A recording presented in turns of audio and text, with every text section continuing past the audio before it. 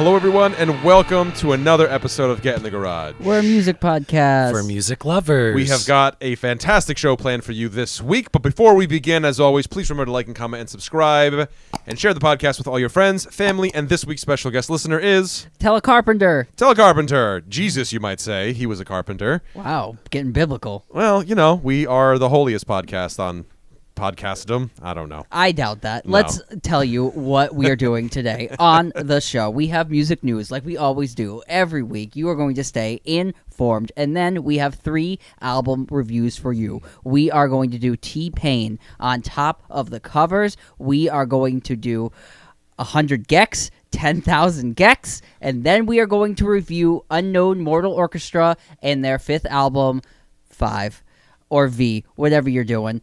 We're going to review it. We're going to tell you about it. Alex, start the theme song. Open the garage door. This is Get in the Garage. What a treat. What a dream. Wow. Wow. Wow. Neat stuff, cool stuff, slick stuff. We're doing it. Well, it's official. Up on Facebook. It's official.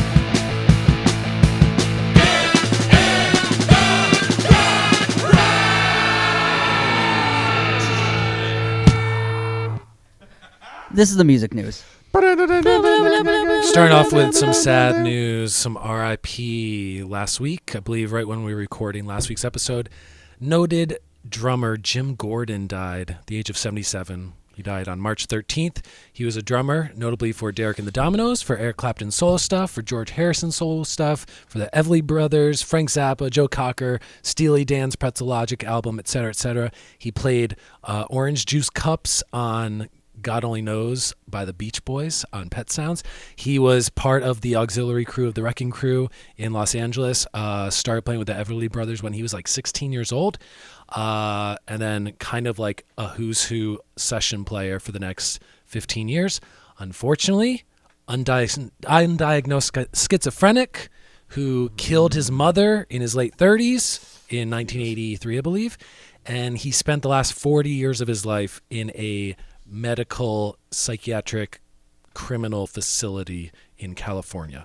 So RIP, great recordings, troubled life, you know. Rest in peace. Amazing Rest in peace. drummer. Yeah. Some of my Amazing drummer. favorite recordings. He played Yeah. the Apache drums for the Incredible Bongo Band. Oh. One of the most Oh, sampled my. drum things of all time. Oh, yeah. Played the piano part at the end of the Layla coda. Oh, right. Featured right. in, Goodfellas, etc. And yeah, just look up the credits, listen to the songs. He was like a protege of Hal Blaine of the Wrecking Crew, and he is someone that like everybody in the late 70s and 80s modeled their drum playing on because he was like that kind of player. So, Yeah. Well, rest in peace. Rest in peace. Some music news that I have. Rick Ross is back in the news. Before he was being, or the last time we talked about him, he was being accused of being a hoarder.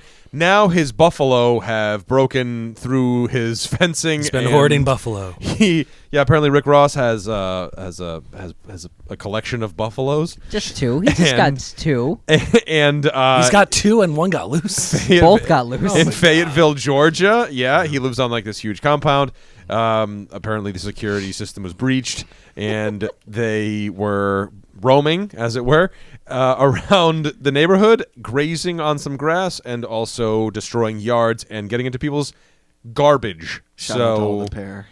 Yeah. Rick Ross calls his compound, his ranch, the Promised Land, and went on social media Very promptly biblical. after and thanked his neighbors for the safe return of his buffalo, and also shouted out that if you see his buffalo, just give him an apple. They're nice. There's some nice buffalo. Yeah. Don't hurt his buffalo. Yeah, don't hurt and the buffalo. Bring them back to the Promised Land.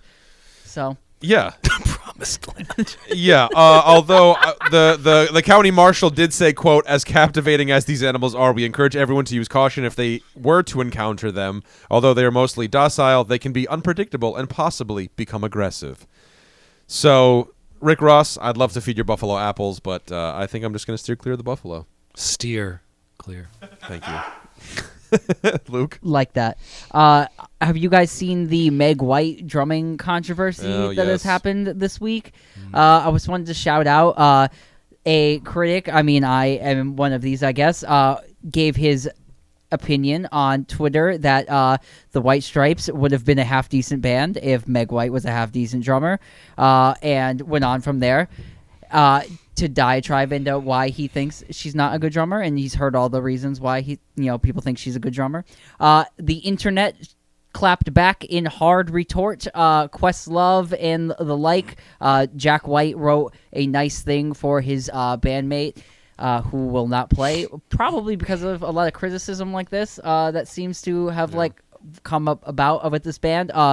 Questlove, shouted out Meg White being a great drummer and being for that band. And I'm gonna shout in this podcast, Meg White's one of my favorite drummers of all time. Inspired me to play the drums in a lot of ways. And master of that communist groove, man. You got to know somebody real tight to play with only guitar and drums. It's so open. So shout out to one of my favorite drummers, and I just wanted to give some internet love. I know there's already a lot going around, but thought that was of note this week. I agree. She's kind of the epitome of the meat and potatoes type drummer. You know what I mean? And it's you think doing what you need to do. Yeah, and it's a lot. There's a misconception I think around that idea where you think, oh well, it's just doom pop, and it's it's not that easy. It's it's not that easy, and you got to serve this what you're doing. You know? Right. So. Shout out Meg White, great drummer. Yes. Here. This week, Ed Sheeran was the Rolling Stone cover artist, and he has announced he's already working on an album to be released posthumously. And I say, let's have it as soon as we can. I saw that too. It was so confusing. A bit narcissistic, maybe. Oh, just a bit. A whole lot of bit. That's something I could see Prince doing, and Prince didn't even do that. No.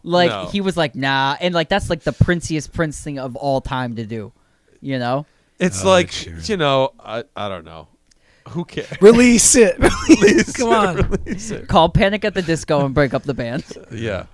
Well, we'll see what happens. We'll see how soon we get our hands on that album. We'll definitely review it. I'm dying to hear it. Oh my God. In other news, Def Leppard drummer Rick Allen was attacked. Did you hear about this? I did hear about this, but tell me about by it. a buffalo? No, not by a buffalo. By a 19-year-old. He was outside of a hotel in Fort Lauderdale, and 19-year-old Max Hartley ran at him full speed and tackled him, causing him to hit the ground. He was arrested shortly thereafter, and I guess this kid was wreaking havoc and breaking car windows and stuff like that. I was going to ask, was this a meth-induced incident? I mean, it was in Florida. So could have been anything. Or was this just a rabid Def Leppard fan? I don't think. I mean, maybe. I want rock and roll. 19 years old? 19 years old. No way. This asshole has no arm. Fuck him. What do you want? Oh, my God. Yeah. Well, I don't know. But Rick Allen's all right. Rick Allen seems to be okay, yes. I think he is pressing charges, though, so... whatever that means. He's only got one arm. You can't lose the other. Well, that's the money arm. That's right. So what can you do? But Def Leppard, another news, Def Leppard is also... An arm for an eye. An arm for an eye. I couldn't let that one Hammurabi slide by. said. As you could say, we're keeping it biblical. We are keeping it biblical. Thank you, Alex. Def Leppard has also announced an orchestral album recorded by the Royal Philharmonic Orchestra. So that's fun as well. It's The not Royal I wonder if he can. I wonder if he's Orchestra. playing timpani with his feet. That Rick Allen, maybe He can do anything. He can. I'm more into the Metallica S&M. Oh, so you're among friends. Rock on. Rock and roll. All right, Luca. All right.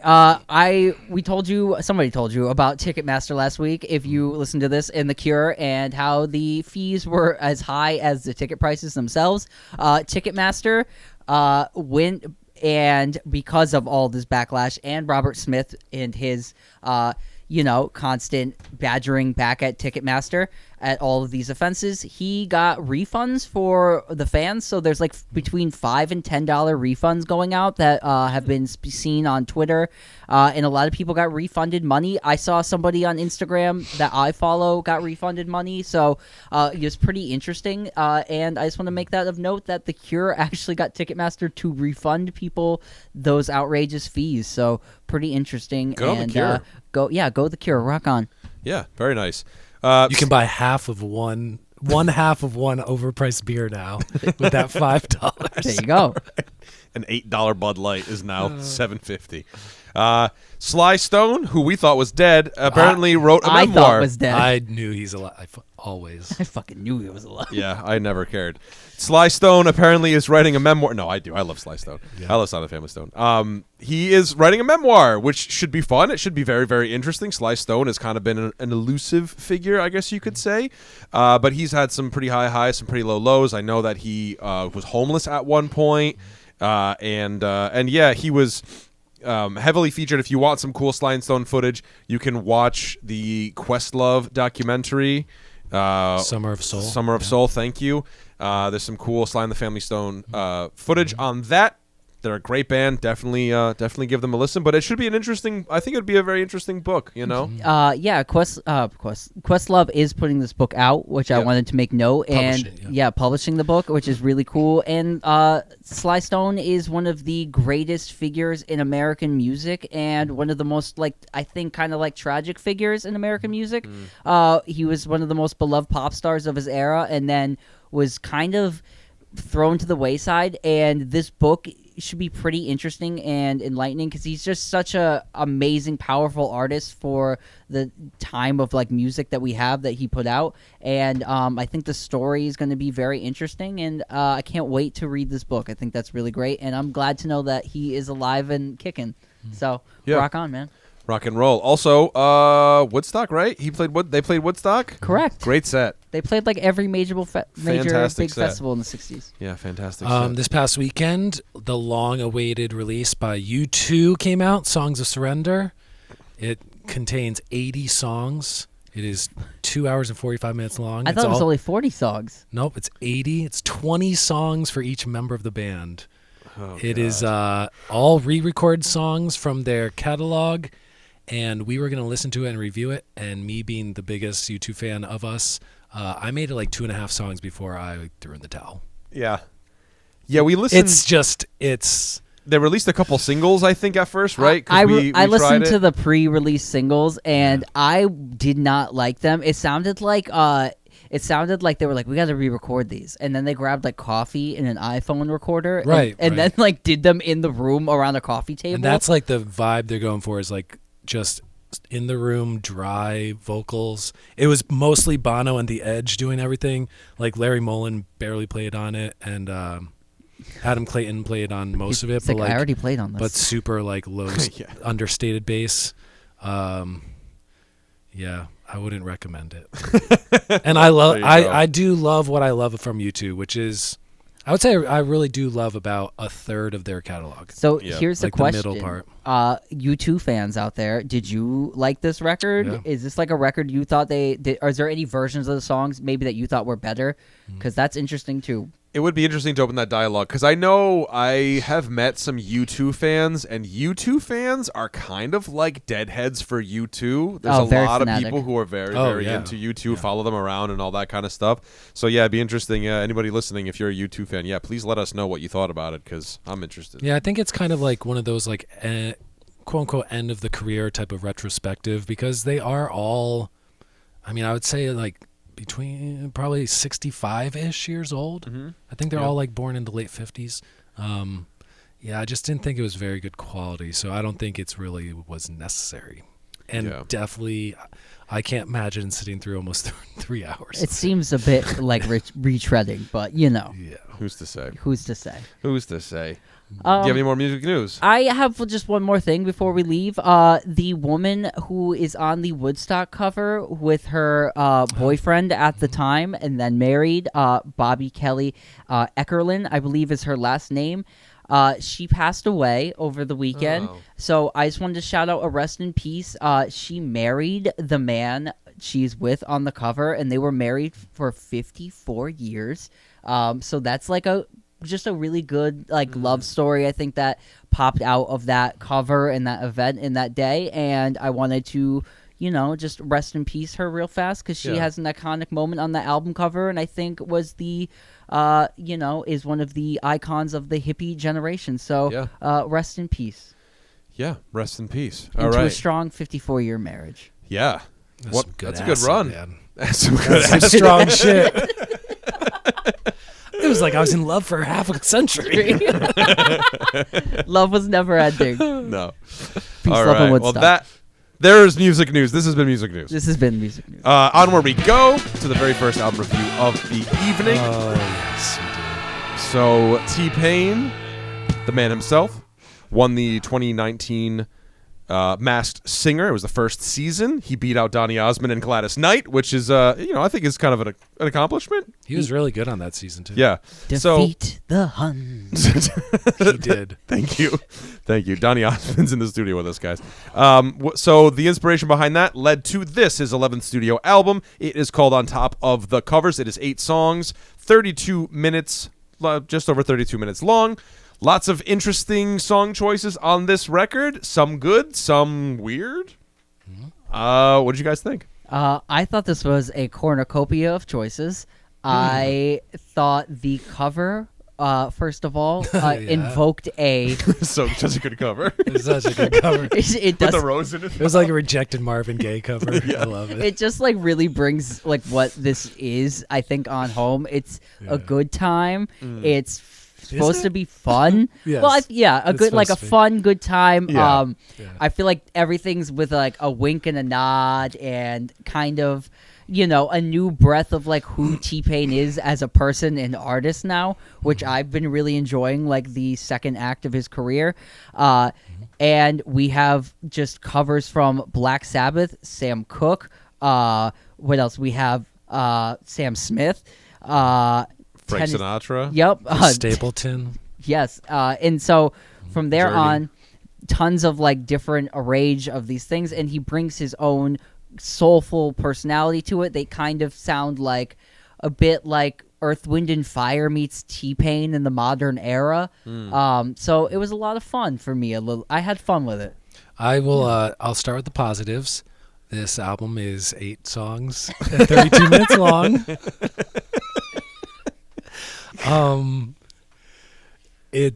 He sounds good. Unfortunately, it's like after the Masked Singer, I was expecting this to be like, oh, my real voice now, and it's like it's not 110% auto-tune like it was in the 15, 20 years ago, but it's still like 20 to 50% auto-tune. Oh yeah. And so it's like I wish his natural voice was allowed to breathe a little bit more. I thought the song choices were kind of weird. Particularly like Don't Stop Believing, when you come into like the third line of the song and it's just like there's a difference between like a bad sounding chord and a wrong chord. So I don't know what it was, but it was both wrong and bad sounding. Like he did like this major 6 chord and it's completely jarring. It comes out and every time it happens to the verse, it happens and you're like, whoa. Yeah. I thought the voice was like, it wasn't enough nuance. Like he kind of sings at 100% at all times. So even the quiet moments are like really loud, high energy quiet moments. Yeah. So I just found that like I would be a minute and a half into a song and just be like, yo, you've given yourself nowhere to go. And now you're just like singing at the top of your lungs for another 2.5 minutes. I thought the backing tracks were like bad. like everything on keyboards, like bad version of YouTube karaoke tracks. For most of these songs, like even you start out right away with the Sam Cooke song, and it's like, oh yeah, this is the same string thing as the original recording. But then within 10 seconds, you're like, oh, this whole song is gonna be everything keyboard instrument, like sounds like a MIDI shit from 2002. The worst offender on the whole album is the kick drum on the Black Sabbath song War Pigs, where the song sounds probably like one of the better things on the record. It's like a soulful the closer of the album version of War Pigs. Kind of like P-Funk type of style of Black Sabbath, But the click drum... Oh, that kick drum is the worst sounding kick drum I've ever heard on any song in my entire life. That is not an exaggeration. I'll double down and agree on it. It is the worst produced kick drum sound I've ever heard in my life. It's keyboard click. And a kick drum happens every 0.7 seconds in a song. So it kind of like... It's like dum dum dum dum dum, but it's so click and jarring. It made Lars Ulrich's and Justice for All kick drums sound like the London Symphonic Timpani. Like it sounds bad. A lot of weird creative choices. I thought that the Nando STL sort of verse in That's Life was kind of like, okay. Yo, I like you said when he's like singing on 10, he sang That's Life from the first kick. First note. He was like, That's life, and then you're like the song. You're like, okay, song's over, and then you're like, what? There's like a dubstep rap verse. That's where listen, Old Blue Eyes. for me, that's where I'm like this. It doesn't seem like he's taking it seriously, so that's where I'm like, all this is keyboard shit. He's like singing karaoke. That's where I was coming at it. I'm like, he knows, we all know. So I was having fun with it, but it was a wacky, wild, not great ride.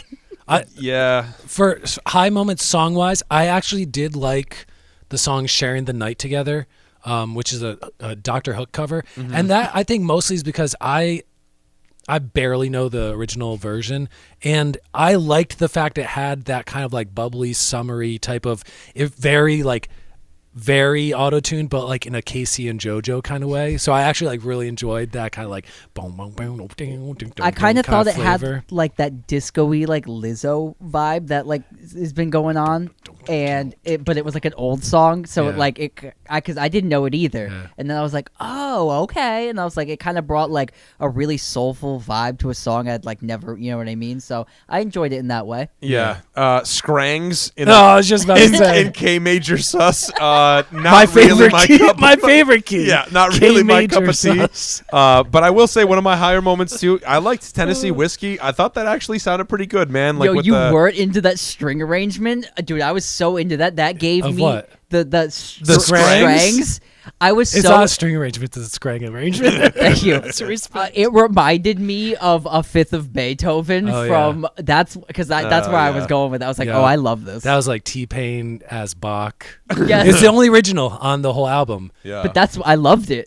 Smock. It was strange. I liked the risk. I also liked at the very end, it ends with like a power down, like, and it's like if the producer's like, please God, we have had enough, and like unplug the machine. Yeah.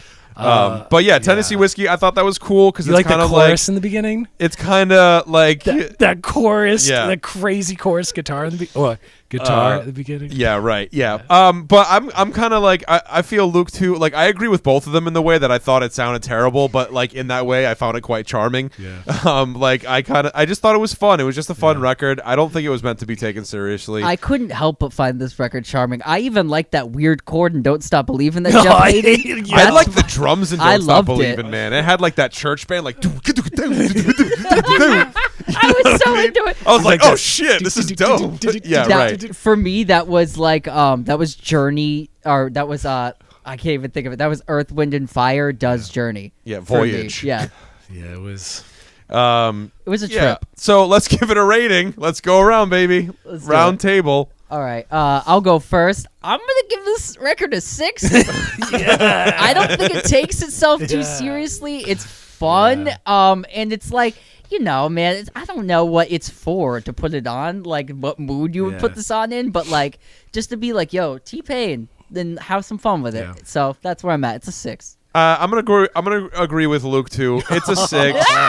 I really did. I like this record. I did in some weird clip it. some weird terrible way. I was like eating this shit up a little bit, like I just, I mean, there's auto-tune all over the stupid thing, so like we can't say that this is his natural voice because there's definitely moments of auto-tune.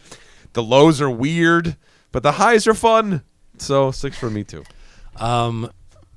I am rooting for T-Pain. I loved his Masked Singer stuff. I loved his Tiny Desk concert. It was painful. Watch the Tiny Desk concert. I like his, I don't know if it's a podcast series, but whatever he's doing on YouTube, I enjoy that kind of stuff. He has like real talks with people. So that being said, I'm looking forward to where he goes. Give us like a real gospel record or something. Do something live. Do something with real instruments, et cetera, et cetera. Mathematically, I would only ever listen. Ever listen to 2 of these songs ever again in my life. Get in the garage, a math podcast. This wasn't William Hung level, but this was right above what that was. This is the worst thing I've ever listened to on this podcast. I'll give it a 2.5. Oh, wow. There we go. Well, can we get some round of applause real quick for Jeffrey's lowest rating? I think that's the lowest rating that's ever. Maybe I quite think possibly. Did we Nickelback. Yeah, we gotta figure. I don't know. My what we get Nickelback was at least a 3.5.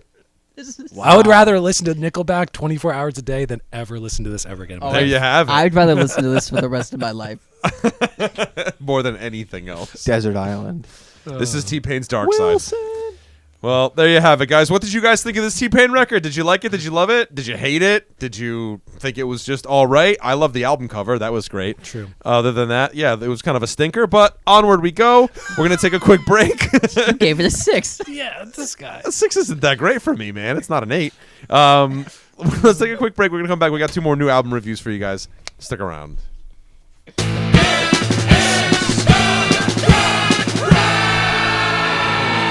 All right, everybody, welcome back to Get in the Garage. We're the music podcast. For music lovers. It is time for more new album reviews. I'm going to kick it off to Mr. Jeff, and he's going to tell you what we're reviewing next. We are reviewing the second studio album by American hyperpop duo 100 Gecs. This is their first album in 4 years. This album is called 10,000 Gecs. This is a duo from St. Louis, Missouri, made up of Dylan Brady and Laura Less, singers and producers, and their music is kind of like if you took every music style that is on TikTok videos and YouTube and the internet in general, and you put them in a blender and you mash them all together. You made everything high-ish energy and fun and quirky and weird and niche and, you know, memey and all that kind of stuff. I know that their first album, which I think is self-titled, 100 Gecs, was big internet famous type of thing over the past couple years. And so long awaited by their rabid fan base, the second album. I had not ever listened to all of the first album in its entirety because it kind of like shocked me like an electric dog collar because it's a little jarring for my sensibilities. But listening to this album, I think I understand more what their style is about, and I kind of enjoyed most of this album. What do you guys think about this album? I loved this record. Oh. Yeah. I had a lot of fun with it. I thought it was having fun with a lot of musical genres that usually get a lot of hatred and scorn thrown their way. And I think they were playing with that in a lot of ways on this record. I'm just going to shout out some genres. There's ska on here. There's some like new metal influence stuff on here, as well as I'd say some like MIDI style, like early 2000s stuff that's like even like more like childish sounding music. So there's a lot of interesting stuff on here. Like Jeff said, very meme centric kind of band. It seems like all the songs were written around really in jokes that they have with themselves that make them laugh, which in turn I feel like comes off and you can really tell that, and it makes you laugh and you're like, man, this is so silly or fun, and it seems like they're having a good time making it. So I was really here for it, and I like this record a lot. Yeah, I was listening to it in bed the other night with my wife, and we were bed? Huh? Yeah. You're like in your bed like this. Yeah, but we were just because I had listened to it already through the first time, and I was listening to it again, and like I'm scrolling through the lyrics as I'm listening to it. I was like, Jade, you got to like read these lyrics, and it was like the frog song, and I'm just like, and we're just sitting there just laughing so much, and it brought us so much joy, I think, because it was just so silly and so funny. I love music that is. Or I should say, I love musicians who make music who are in on the joke, and it's a little bit tongue-in-cheek, and it's kind of like with a wink and a smile, you know. Texturally, there's a lot of really crazy stuff going on. There's a lot of, like, the speakers are about to explode sounds, a lot of cool sort of overlaying things. There's, like, a Star Wars blaster gun in there. There's all kinds of, like, funny stuff. But, yeah, I did, too. I ended up really enjoying this record, and I think it's really approachable too in the way that it's only like what 25 minutes long. Yeah, 28 minutes long. Yeah, so it's like one of those things where it's like you blink and it's over. You know what I mean? So I found myself really enjoying this record. It made me smile quite a bit. Yeah, there were moments that reminded me of there was a band signed maybe to Drive Through Records in the early 2000s called Hello Goodbye. Yep. And that first EP where it was all made like homemade on a computer, and it's very glitchy, and like the vocals kind of have this like distorted kind of crazy sound, and things kind of like pan hard in the mix and come at you, and like it sounds like Windows 95 like melting down at times. Yeah. I also thought this had like 303 kind of vibes. Yeah, same era. To it yeah, too, yeah. and it like took that kind of like pop like electronica thing, and it's like mixing it with like textured influences, and they're adding like new things into that genre that I really had thought had like really baked out. Like the Skrillexy even like had evolved into that kind of like music, and this is a completely new take on it, and is bringing all new kind of influences back in. Yeah, there were moments where I was like, oh, this sounds like Limp Bizkit. Oh, this sounds like Daft Punk. Oh, this sounds like Blink-182. Oh, this sounds like Real Big Fish. Like, what the fuck? Like, what is going on right now? There'd be like little like 15 seconds of acoustic guitar, like arpeggios, and then it would go straight into like a right. Or like it would introduce a phrase like if we're gonna start getting into it, like Dumbest Girl Alive, which opens up the album with the great like THX like the deep note thing. It's like, oh, it's so great.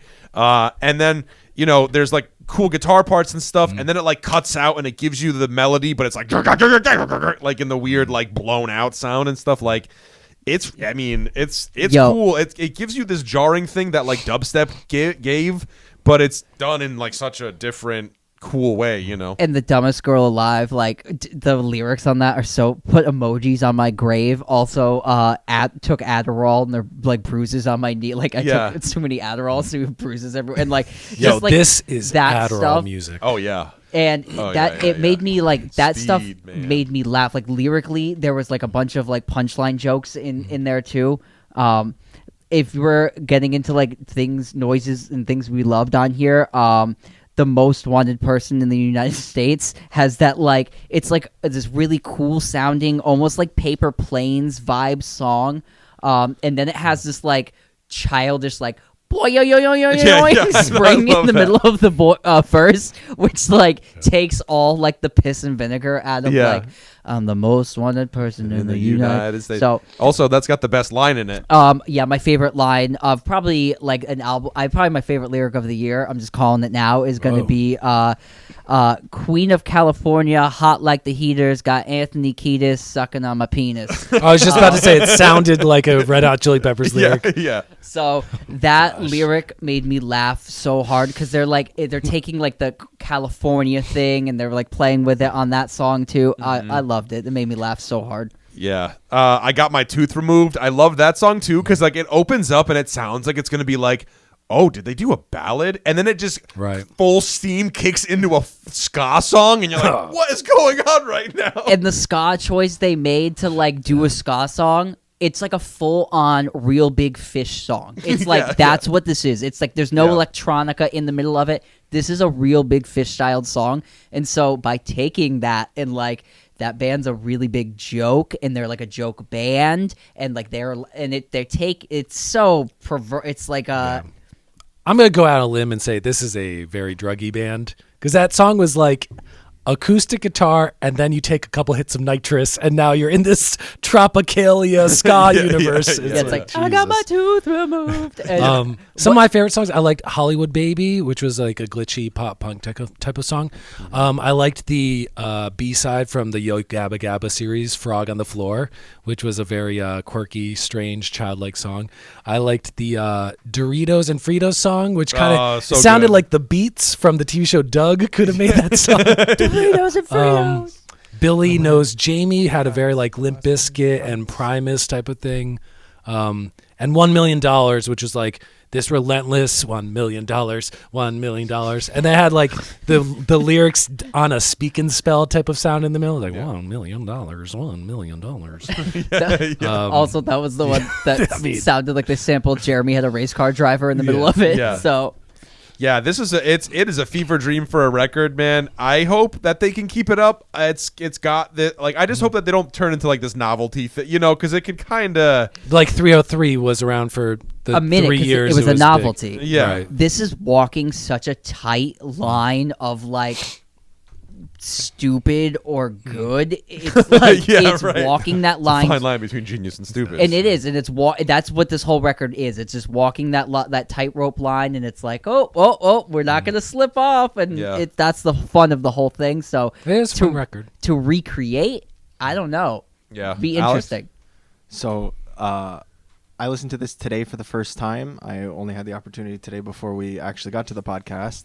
I was surprised at how short it was, but Mike, you went to the Forbidden Tommy Cash show with me. How do you feel about this music? This music is really similar. This is where he got a lot of his influence from. Yeah, Tommy Cash to me is like this, where like this is like that type of music on Adderall.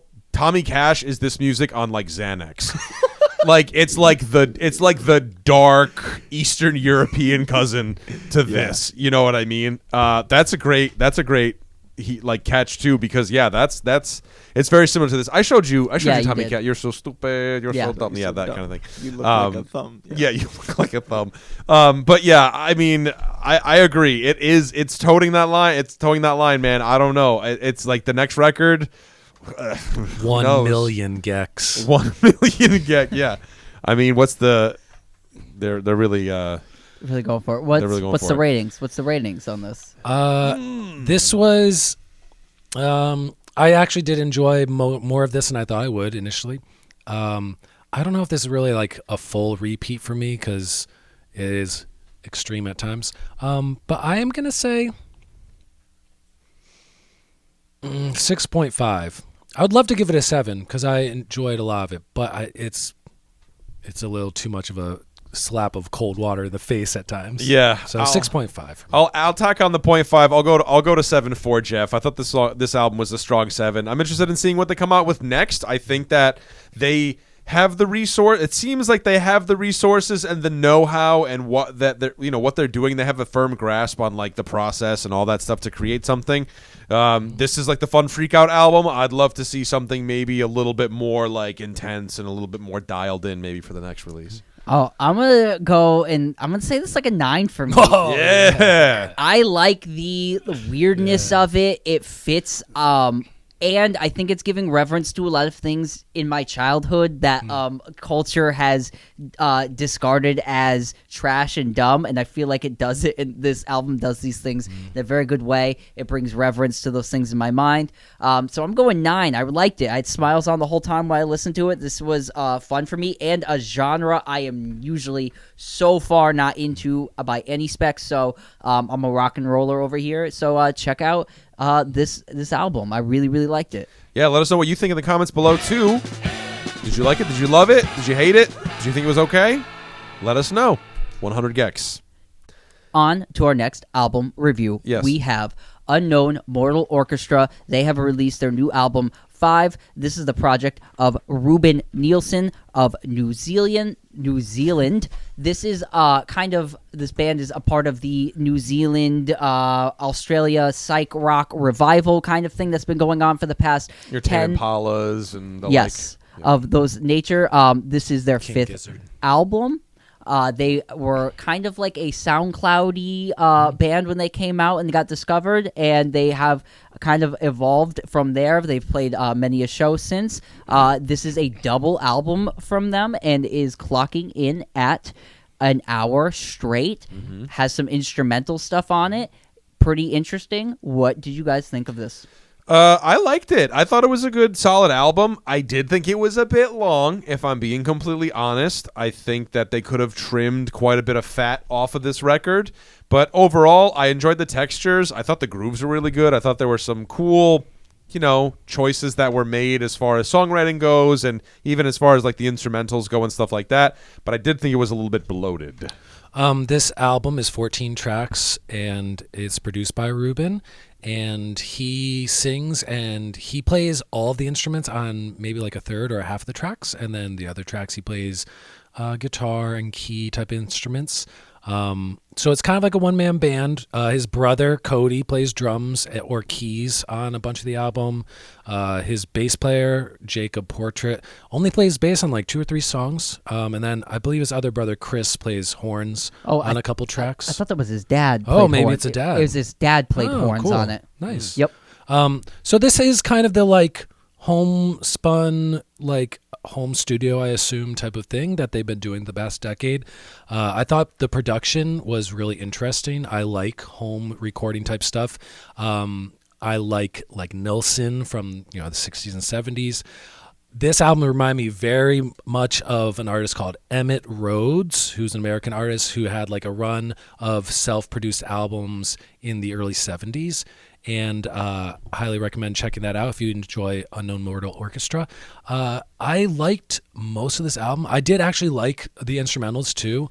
And because it was a double album and not like, we get a lot of, especially like hip hop albums where it's like, we're putting out an album, it's 26 tracks long. And you're like, geez. Like this was still 14 tracks. There were just, everything kind of breathed a little bit. Everything, there were a bunch of like 5.5 minute long songs.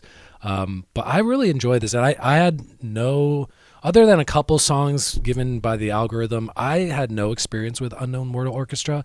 I'm looking forward to checking out more of their back catalog because I was like really into the songwriting and the style and the production and the mix of the instruments and stuff, the melodies, some guitar solos. Yeah, there were definitely some good guitar solos on this. I agree with you too. Like, the sound quality of it, I think after like my third listen, I was a little bit like I got a little bit tired with it where I was like, okay, because that was my the whole thing kind of ends up just being this big wash of an album overall for me anyway, for me. But that's not to say that I didn't like it. You know what I mean? So like I don't know if I'm going to speak for you, but like the production in my sense, like I like the core essence of like all these songs. I really did. There wasn't like melody. I liked like all these songs, like the core essence of what they were. A lot for me, the production style made them all sound a little too similar to me. And this is a production style that they kind of been using for a lot of their records, and a lot of theirs has like this sound to it. So for me, I would have liked some more like fresh air on those like vocals and let it like breathe and really hear the voice instead of like that effect. And just like a little more airiness on like the drums a little bit. And maybe that was just it. It's that for me, just that style kind of like I think takes away from how great a lot of these songs really were. Like letting them like be like, oh, okay, yeah. It's not quite lo-fi, but it's homemade. Towing right. that line, for sure. Because it doesn't sound like purposely made more distressed and like blown out or super saturated, like compressed.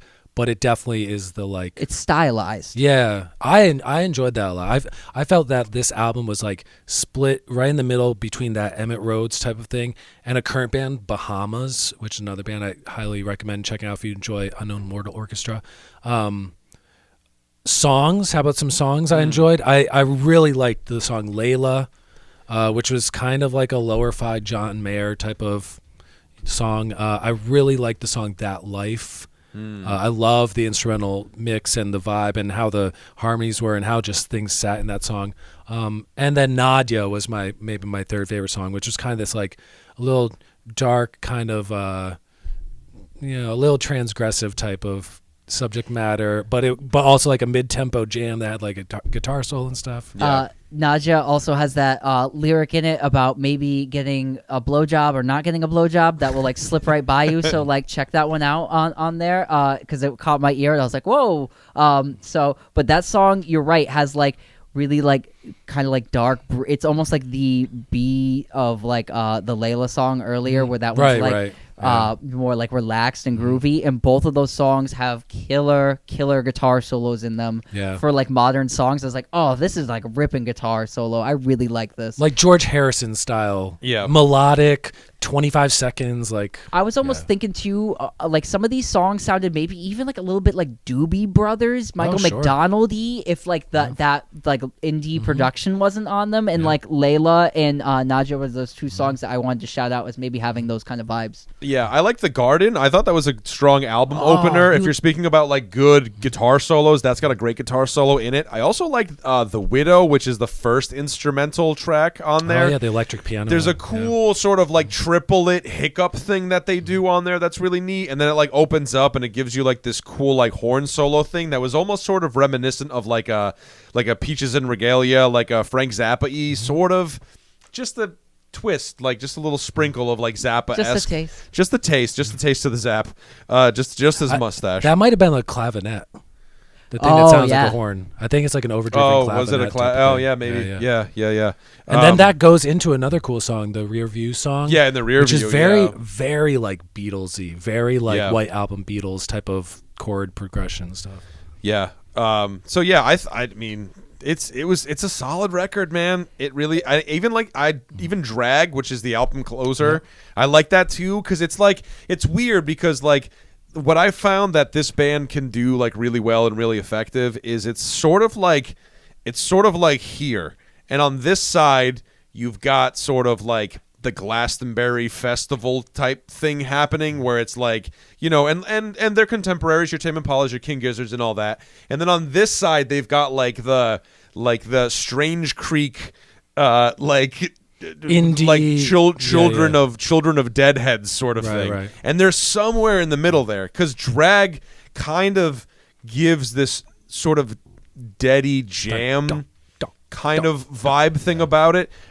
Even Jeff was talking about what is it? Yeah, and Layla, because Layla even has, I think that's the one that has that sort of like islandy sort of reggae sort of beat that kind of happens underneath it the whole time, which I thought was really cool, because nothing else about that song has any sort of an island feel really to it except for the drum beat. So I thought it was a really cool creative choice that they made. Well, he said when he was writing that song that he wanted to write a reggae song, laid down the drums, and then was like, just started writing over it, and he's like, nothing else on that track is reggae. So he's like, when you hear it, he's like, I wanted somebody to be like, oh, he's writing a reggae song.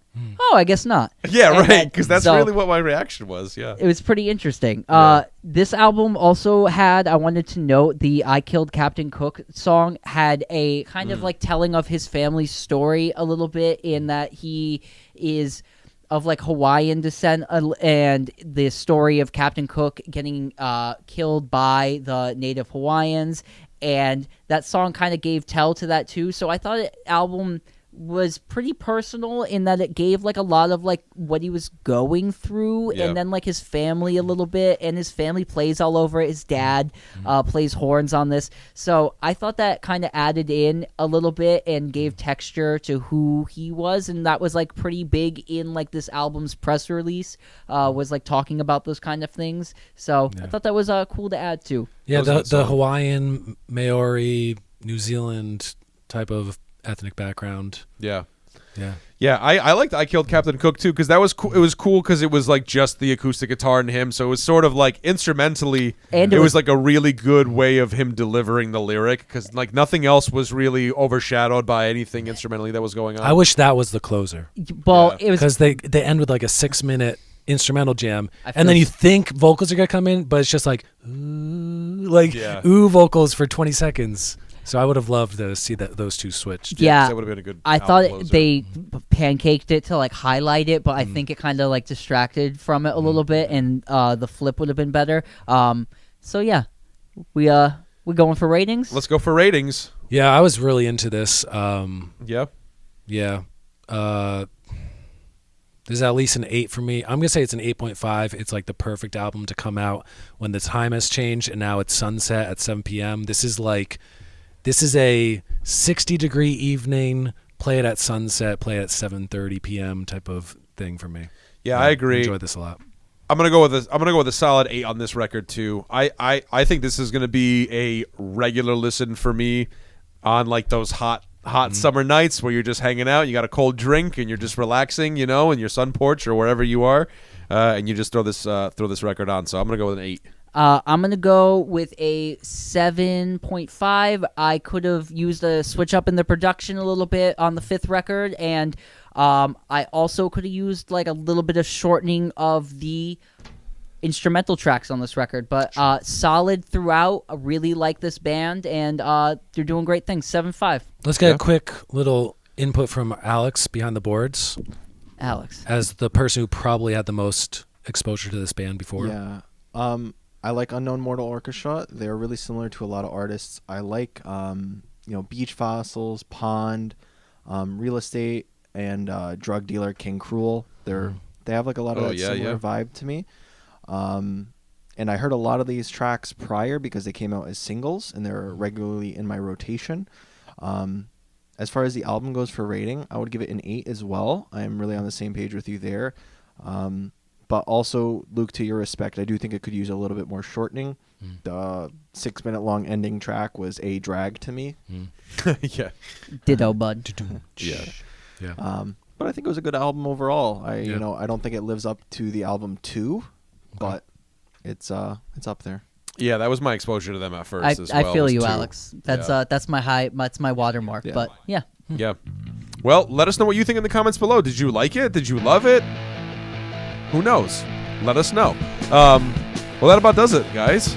Like, comment, subscribe. Like, tell comment, somebody. subscribe. Tell the carpenter. Tell your local carpenter. Tell the carpenters. Tell the carpenters. Until next time, guys. This has been Get in the Garage. We'll see you next week. Rest in peace, Karen.